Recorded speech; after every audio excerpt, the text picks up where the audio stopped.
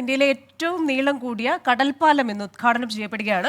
മുംബൈയിൽ നിന്ന് നവി മുംബൈയിൽ നമ്മൾ എപ്പോഴും സമയലാഭമാണല്ലോ നമുക്ക് വേണ്ടത്. ഈ യാത്രാ സമയം എന്ന് പറയുന്നത് 2 മണിക്കൂറിൽ നിന്ന് 20 മിനിറ്റായി കുറയും. അതായത് 1 മണിക്കൂർ 40 മിനിറ്റ് നമുക്ക് അധികം കിട്ടും ഇത് വന്നു കഴിഞ്ഞാൽ. ഇന്ത്യയിലെ ഏറ്റവും നീളം കൂടിയ കടൽപ്പാലമായ മുംബൈ ട്രാൻസ് ഹാർബർ ലിങ്ക് ഇന്ന് പ്രധാനമന്ത്രി നരേന്ദ്രമോദി രാഷ്ട്രത്തിന് സമർപ്പിക്കും. ഇതോടെ മുംബൈയിൽ നിന്നും നവി മുംബൈയിലേക്കുള്ള യാത്ര 2 മണിക്കൂറിൽ നിന്നും 20 മിനിറ്റായി ചുരുങ്ങും. 21.8 കിലോമീറ്റർ ദൈർഘ്യമുള്ള ഈ 6 വരി പാത പാലം ലോകത്തെ 12ാമത്തെ ഏറ്റവും നീളം കൂടിയ പാലമാണ് എന്ന പ്രത്യേകത കൂടിയുണ്ട്.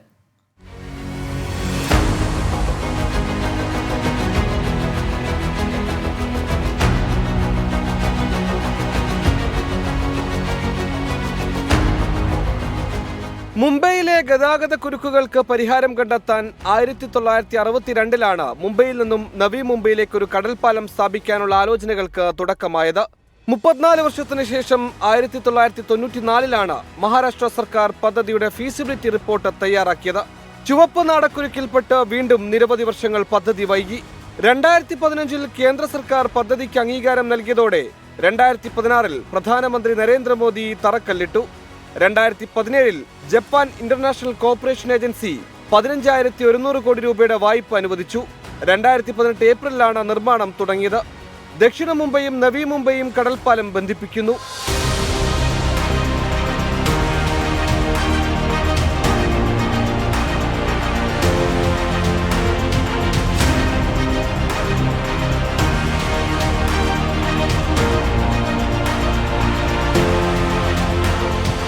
പതിനാലായിരം തൊഴിലാളികളാണ് പാലത്തിന്റെ നിർമ്മാണത്തിന് പിന്നിൽ പ്രവർത്തിച്ചത്.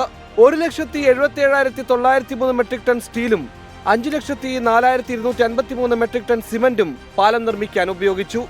L&T, ടാറ്റ പ്രൊജക്ട്സ്, ജപ്പാന്റെ IHI കോർപ്പറേഷൻ, ദേവു എഞ്ചിനീയറിംഗ്, ആസ്ട്രയിലെ സ്ട്രാബാർഗ് എന്ന കമ്പനികളാണ് 21,200 കോടി രൂപ ചെലവായ പാലം നിർമ്മിച്ചത്.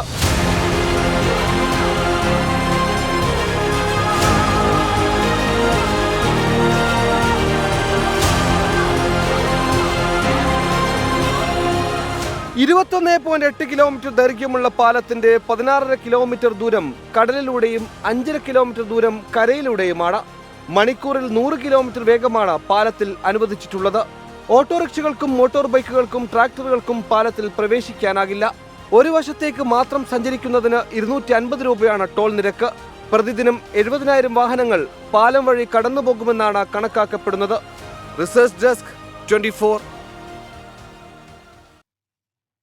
ഒരുപാട് പ്രത്യേകതകളുണ്ട്. ക്രിസ്റ്റീന പറഞ്ഞതുപോലെ ഏറ്റവും പ്രധാനം ഈ സമയം ലാഭമാണ്. അത് തീർച്ചയായിട്ടും ഈ ഒരു പാലം ഉദ്ഘാടനം ചെയ്യപ്പെടുന്നതോടെ പരിഹരിക്കപ്പെടുന്നു. പ്രധാനമന്ത്രി പങ്കെടുക്കുന്ന ആ ഒരു ചടങ്ങ് അത് ഏത് രീതിയിലാകും, എത്ര മണിക്കാകും എന്നുള്ള വിവരങ്ങളുമായി നിതിൻ അംബുജൻ ചേരുന്നുണ്ട് അല്ലേ? അതെ നിതിൻ, വെരി ഗുഡ് മോർണിംഗ്. എന്തായാലും ഈ പറയുന്ന സമയലാഭം ഉണ്ടാക്കുന്ന ഈ ഒരു കടൽപ്പാലം ഇന്ന് ഉദ്ഘാടനം ചെയ്യപ്പെടുകയാണ്. എപ്പോഴാണ് ചടങ്ങ്, എന്തൊക്കെയാണ് മറ്റു വിശദാംശങ്ങൾ? ക്രിസ്റ്റീന, ഒറ്റ വാക്കിൽ പറയാം, എഞ്ചിനീയറിംഗ് വിസ്മയം എന്ന് തന്നെ ഈ ഒരു പാലത്തെ വിശേഷിപ്പിക്കാം. അത്രയേറെ പ്രാധാന്യമുള്ള, അത്രയേറെ വിസ്മയിപ്പിക്കുന്ന ഒരു പാലത്തിനാണ് പ്രധാനമന്ത്രി നരേന്ദ്രമോദി ഇന്ന് വൈകിട്ട് 3:00 കൂടി ജനങ്ങൾക്ക് തുറന്നു കൊടുക്കുക. വൈകിട്ട് 3:30-ക്കാണ് ഈ പരിപാടി നിശ്ചയിച്ചിരിക്കുന്നത്, ഉദ്ഘാടന ചടങ്ങ് നിശ്ചയിച്ചിരിക്കുന്നത്. നവി മുംബൈയിലെ ഒരു പൊതുപരിപാടിയിൽ പ്രധാനമന്ത്രി പങ്കെടുക്കും. അതിന് മുൻപായി തന്നെ അടൽ സേതു എന്ന ഈ പാലം അത് രാജ്യത്തെ ജനങ്ങൾക്ക് തുറന്നു കൊടുക്കാൻ ഇപ്പോൾ തീരുമാനിച്ചിട്ടുണ്ട്. എന്തായാലും കഴിഞ്ഞ ഏതാനും വർഷങ്ങളായി തുടരുന്ന ഈ നിർമ്മാണം കഴിഞ്ഞ മാസമാണ് അത് പൂർത്തിയായത്.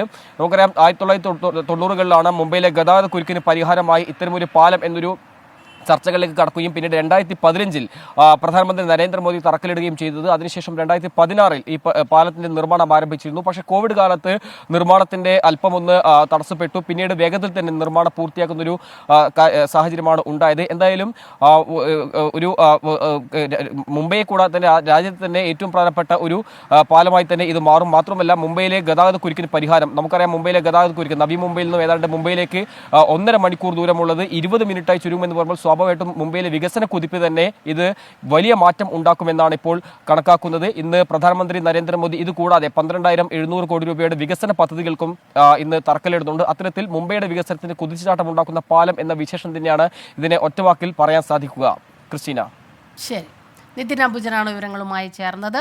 ഓരോ വികസനവും തീർച്ചയായിട്ടും രാജ്യത്തിൻ്റെ പുരോഗതി അതിനെ തന്നെയാണ് കാണിക്കുന്നത്. വികസനത്തിൻ്റെ പാതയിൽ, പുരോഗതിയുടെ പാതയിൽ ഇന്ത്യ മുന്നേറുമ്പോൾ ഇത് ആ ഒരു തൂവൽ കൂടി നമുക്ക് അഭിമാനമായി ഒരു തൂവൽ കൂടി പൊഴിച്ചിടുന്നു എന്നുള്ളത് സന്തോഷമാണ്. ഒരുപാട് പ്രേക്ഷകർ ഇതേക്കുറിച്ച് കമൻറ്റ് ചെയ്തിട്ടുണ്ട്. ഒമാനിലിരിക്കുകയാണെന്ന് ഒരാൾ പറയുന്നു, ഈ ഫംഗ്ഷനിൽ പങ്കെടുക്കാൻ പറ്റില്ല എന്ന് പറയുന്നു.